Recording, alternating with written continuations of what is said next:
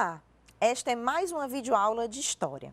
Meu nome é Silvia Maria, sou professora de História da Rede Estadual de Ensino e atualmente estou como técnica da equipe de Educação em Direitos Humanos, Gênero e Sexualidade da Coordenadoria da Diversidade e Inclusão Educacional CODIN-SEDUC. Na aula de hoje, nós iremos conversar sobre as diversas contribuições dos povos africanos que vieram escravizados para o nosso país, bem como a participação dos afrodescendentes e das afrodescendentes em nossa história. Vocês irão descobrir que a população africana não veio para cá como apenas mão de obra barata, mas porque tinham conhecimento das tecnologias e dos modos produtivos implementados pelos colonizadores. Então, você já pediu a bênção à sua mãe ou ao seu pai hoje? Aos seus avós, tios e tias e mais velhos da sua família? Pois é, esse hábito de pedir a bênção e fazer reverência ao mais velho, à mais velha, é um costume africano de valorização da ancestralidade. Você sabia disso? Temos determinados hábitos e formas de conviver e ver o mundo porque herdamos desses ancestrais e dessas ancestrais que vieram de África. Falar das contribuições africanas e afrodescendentes remetem à presença destas populações neste território e como chegaram até aqui. Podemos dizer que estas pessoas vieram dos mais variados lugares do continente africano e foram sequestrados e sequestradas e escravizadas, em sua maioria vindo para o trabalho forçado no Brasil colonial. No nosso primeiro slide, podemos perceber as principais rotas do tráfico negreiro entre o continente africano e o continente americano. As mais variadas rotas e os mais variados portos de onde saíam negros e negras de Cabo Verde, de São Jorge de Minas, de Luanda, de Benguela, de Moçambique e aportavam nos mais variados lugares do Brasil, como em São Luís, Olinda, Salvador, Rio de Janeiro, entre outras. Podemos dizer também que estas pessoas que vieram dos mais variados lugares do continente africano foram sequestradas e escravizadas, em sua maioria vindo para o trabalho forçado no Brasil colonial. É interessante falarmos que nem os povos originários, que são chamados de indígenas, nem os africanos eram escravos, eles foram escravizados. A palavra escravo é um termo que carrega o peso da escravidão, que coisifica o indivíduo e tira dele sua identidade. As evidências da historiografia sobre a escravidão mostram que, mesmo sendo nomeados e tratados como mercadoria, as africanas e os africanos e afrodescendentes nunca se transformaram em coisas e mercadorias. Essa noção de objeto possuído, expressa nos documentos oficiais, é negada na prática por todas as ações daquelas negras e daqueles negros escravizados, enfim, tornados escravos. Nas suas vidas, suas atitudes cotidianas ou eventuais, os traçados de suas estratégias de resistência e sobrevivência, a busca pela constituição de laços de identidade, a solidariedade e a negação, por vezes violenta, da situação em que se encontravam, mostram que nunca deixaram de ser pessoas. Fizeram-lhes escravizados, mas não lhes levaram à humanidade. Nunca. Outro equívoco é achar que escravidão é sinônimo de negro, de negra, de africano ou africana, pois nem todo negro africano foi escravizado e nem todo escravizado era negro. O processo de colonização, inicialmente para o cultivo de cana-de-açúcar, no século XVI, vieram povos de origem banto. Depois, com o advento da mineração, foram trazidas outras levas de escravizados, como os jejes, fons. E, por fim, com o cultivo do café, vieram outros povos, como os iorubás, também chamados de nagôs. povos bantus, jejes, fons e iorubás, com suas línguas, costumes, religiões, cosmovisões. Aqui nesse slide, vemos o exemplo de algumas etnias de povos bantus que foram trazidos para cá. Esse slide expressa uma pintura de rugendas. E aqui existem várias etnias, como Benguela, Angola, Congo, Monjolo. Os povos dessas etnias, eles não se identificavam como africanos. Essa ideia de africanos como um povo só é uma ideia forjada pelo colonizador. Aqui em nosso estado, insistem em falar que não tem negros, por uma série de motivos. A própria historiografia constituiu esses motivos. Por exemplo, a escravidão branda, a primazia da abolição da escravatura, 4 anos antes da abolição da escravidão no Brasil, a pequena porcentagem de negros e negras, devido ao Ceará ter se dedicado mais à pecuária do que à indústria açucareira durante o período do sistema escravista. Contudo, a ocupação do sertão e rápido crescimento populacional nos séculos 18 e 19, a partir do sistema de quarteação, ou seja, disponibilidade de terra, aconteceu sim com a presença constante de africanos e africanas. Os escravizados africanos foram introduzidos no Ceará por volta de 1756 e tinham uma série de origens, principalmente congo-angolanas, banto, ou seja, angolanos, cabindas, benguelas. Nos censos da população do Ceará, para os anos de 1804, 1808 e 1813, a soma dos pardos, mulatos livres, pretos e pardos cativos, pretos livres, era superior à da população branca, como nos diz Sobrinho. O professor Eurípides Funes, também, da Universidade Federal do Ceará, nos mostra que à medida em que as fazendas de criar vão sendo estabelecidas ao longo dos rios, que se configuram como caminhos naturais para a ocupação do sertão, as negras e negros foram também ocupando estes espaços, não só como cativas ou cativos, mas como trabalhadoras e trabalhadores livres e até como proprietários.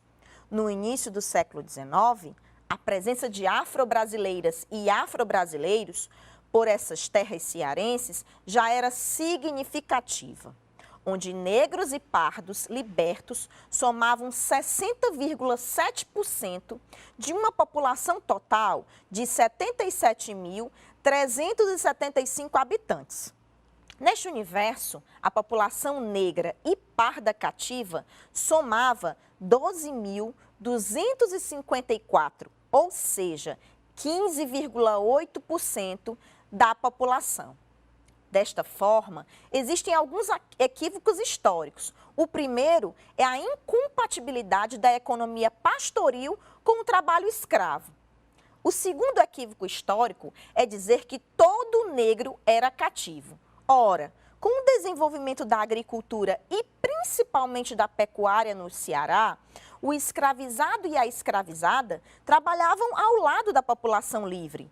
De acordo com o professor Hilário Ferreira, os negros e negras estavam presentes em todas as atividades da província, não só como cativos, mas também como trabalhadores e trabalhadoras livres e proprietários.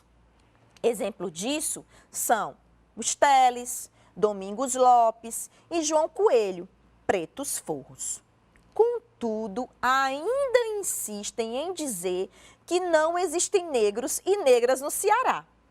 Como diz o professor Eurípides Funes, a negritude aqui é escondida sob a morenice e a brejerice, a sensualidade da cor. Ou seja, a maioria das pessoas não se identificam como negros e negras no Ceará, mas como morenos. Essa imagem, no nosso próximo slide, mostra exatamente o contrário deste pensamento da inexistência da população preta. Vemos aqui as comunidades quilombolas espalhadas no Ceará. Aqui diz, segundo o site Ceará Crioulo, 22% dos municípios cearenses têm comunidades quilombolas. E onde estão essas comunidades?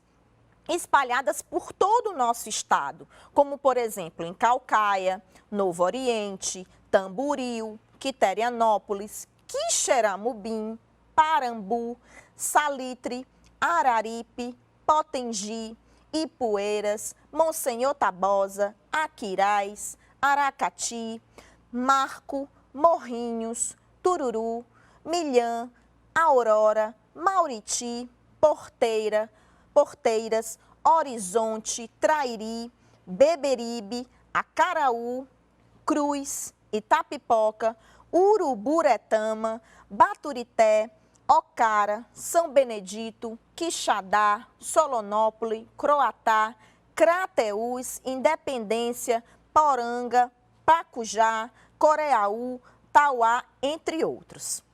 A história dos povos africanos e afrodescendentes no Brasil é um marco de suas contribuições. Sua cultura, seus saberes e conhecimentos técnicos também fizeram deles e delas uma força de caráter civilizatório. Os africanos e as africanas ensinaram aos habitantes do nosso território brasileiro e das Américas escravistas muitas coisas fundamentais para a sobrevivência e o crescimento do chamado Novo Mundo. E realizaram outras tantas criações a partir de sua capacidade de aprendizado. Foram artífices, construtores, cirurgiões barbeiros, cozinheiras, também foram agricultores, que trouxeram plantas novas que serviram e servem como alimento e remédio. E também introduziram diferentes técnicas de cultivo. Entre esses escravizados, haviam artistas e músicos com novos instrumentos, ritmos e movimentos, que encheram nossa terra de cores e sons, que hoje são tão nossos, tão brasileiros. As suas línguas modificaram o português, a nossa língua portuguesa. Fizeram dela a língua nacional, levando-o pelo território, introduzindo palavras e tonalidades. E também trouxeram novas maneiras de se comportar nas relações familiares, de se relacionar com o sagrado, como, por exemplo, a própria ressignificação das religiões e a construção dos candomblés e da Umbanda, novos modos de celebrar e ligar os antepassados, dentre outras, ou seja, posturas diante da vida e da morte. Todos esses conteúdos permearam a sociedade brasileira, transformaram-se e a transformaram. Por isso, hoje, todas e todos nós somos herdeiros e herdeiras dessas culturas. Aqui no nosso slide, mostramos exatamente algumas palavras de origem banto. Como, por exemplo, vocês sabiam que mochila é uma palavra de origem banto? Mochila, larica, miçanga, sova, canjica, machixe, cafundó, pindaíba, matuto, bunda, canga, sunga, carimbo, zoeira, sapeca, abadá, tagarela, xepa, moleque, babá, fubá, entre outras palavras da nossa língua portuguesa. Há também uma coisa interessante que no nosso próprio estado existem cidades com os nomes de origem banto, como por exemplo, Mombaça, Mulungu. Outra contribuição instigante para conhecermos são os símbolos adinkra. Os adinkra é um tecido repleto de simbologias. É um pano cheio de desenhos, sendo que cada um deles representa um símbolo. Antigamente, esse tecido era usado por líderes espirituais e sacerdotes em rituais secretos e cerimônias, como, por exemplo, nos funerais. Nos dias atuais, contudo, é encontrado em várias atividades sociais, casamentos, festas, festivais, cerimônias e rituais de iniciação, além do uso tradicional. Sua origem é associada aos povos Axante, de Gana e aos povos da Costa do Marfim, da África Ocidental. Em outras épocas, entretanto, os panos adinkra são usados para uma escala larga de atividades sociais. Além dos tecidos, seus desenhistas criam acessórios para roupas, decoração de interiores, papéis diversos, capas de livros. Cada um dos símbolos tem um significado e um nome, formando um corpus de provérbios, eventos históricos, atitudes humanas, comportamentos animais, vida de planta. Em sua totalidade, o simbolismo adinkra é uma representação visual do pensamento social que relaciona a história e a filosofia e a opinião religiosa. Neste próximo slide, veremos alguns exemplos destes símbolos adinkra. O primeiro que aparece aqui, o primeiro símbolo adinkra, é o Akobem, que significa o chifre da guerra, símbolo da vigilância e da cautela. Akobem é um chifre usado para soar um grito da batalha. O segundo símbolo adinkra, que particularmente eu gosto bastante, significa a transformação. Eu mudo ou transformo minha vida. Esse símbolo combina dois símbolos separados dos adinkra. A estrela da manhã, que fica bem ao meio, que pode significar um novo começo para o dia e que, colocada dentro da roda, representa rotação ou movimento independente. O terceiro símbolo adinkra no nosso slide é a sankofa, um símbolo muito conhecido. O retorno e o recomeço. É o símbolo da importância da aprendizagem do passado. Por fim, o último símbolo adinkra, representado no nosso slide, significa a compreensão. O que eu ouço, eu me mantenho. O significado do símbolo é eu compreendo. Compreender significa a sabedoria do conhecimento, mas representa também a prudência de analisar o que uma outra pessoa faz. Portanto, todos esses exemplos de contribuição dos povos africanos para a nossa cultura e história estão relacionadas aos valores que estes e estas davam e dão ao planeta, às pessoas, ao sagrado e ao universo.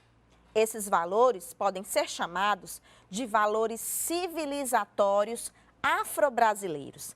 Neste próximo slide, podemos ver quais são esses valores, como, por exemplo, a circularidade. Por exemplo, a circularidade simbolizando a roda da capoeira, a roda do xirê no candomblé, a roda de samba, a religiosidade, a corporeidade, porque nós aprendemos com o corpo todo, não só com a nossa cabeça, a oralidade, porque as palavras têm poder, a energia vital, que a gente chama de axé, a ludicidade, a memória, a ancestralidade, como eu falei anteriormente, o ato de pedir a bênção e fazer reverência aos nossos ancestrais, às nossas ancestrais, a musicalidade, o cooperativismo e o comunitarismo. Não podemos esquecer também que as formas de resistência negra, desde seu processo de escravização, nos ensinaram muito e constituíram também nossa forma de ser, nossa identidade. Como, por exemplo, as fugas, os suicídios, as rebeliões, a constituição dos quilombos, são alguns desses exemplos. Aqui no Ceará, por exemplo, a festa do rei de Congos, ou a congada, o próprio reizado no Ceará, é um exemplo dessa resistência ao tráfico interprovincial. Os cantos nessas festas alertavam as participantes e os participantes do evento para que tomassem cuidado, como veremos a cantiga nesse próximo slide. A cantiga dos reis de Congo, de Sobral. Assim diz: Catirina, minha nega, teu senhor quer te vender, pelo Rio de Janeiro, pera nunca mais te ver. Catirina, minha nega, um senhor quer te comprar, lá do Rio de Janeiro, para nunca mais voltar. Vejamos que o Rio de Janeiro era o principal destino das escravizadas e dos escravizados durante o período do tráfico interprovincial. Neste sentido, nossa resistência é uma forma de luta contra o racismo estrutural, que está instalado em nosso país e que mata e encarcera tantos jovens, negras e negros, e que não possibilita que estes e estas tenham as mesmas oportunidades que os não negros. O racismo estrutural, gente, invisibiliza a população negra. Como exemplo, vejamos neste slide. Aqui tem os heróis de todo mundo. Você reconhece alguns desses heróis? Todos eles são heróis negros e negras brasileiros e brasileiras. Se não reconhece, se não consegue reconhecer, é sinal de que temos muito a estudar e aprofundar sobre a história de África e dos e das afrodescendentes, que é também a nossa história. A Lei 10.639 de 2003 garante a obrigatoriedade do ensino da história e cultura dos africanos e das africanas e afro-brasileiros e afro-brasileiras na educação básica. Essa lei também diz que o 20 de novembro, ou seja, o Dia da Consciência Negra, deve ser um marco no nosso calendário escolar. Existem outras leis que fazem parte das políticas afirmativas para a população negra brasileira. Que tal você pesquisar o que são e como funcionam estas políticas afirmativas? Também, como atividade da nossa aula de hoje, eu quero que vocês pesquisem sobre a vida de algumas pessoas negras brasileiras, como Milton Santos, Elza Soares, Enedina Alves, Carolina Maria de Jesus, Mãe Menininha do Gantuá, João Cândido e aqui no Ceará, três personalidades, três pessoas importantes da nossa história que muitas vezes são desconhecidos e desconhecidas, como Preta Simoa, o Beato José Lourenço e a Beata Maria de Araújo do Milagre de Juazeiro. Também quero que vocês troquem essas informações com suas colegas e seus colegas. Bem, pessoal, a nossa aula de hoje fica por aqui. Convido vocês a procurarem quem são de fato esses heróis e essas heroínas negras brasileiras. Bons estudos para vocês e esta é mais uma aula do Conexão Educação. Tchau, tchau!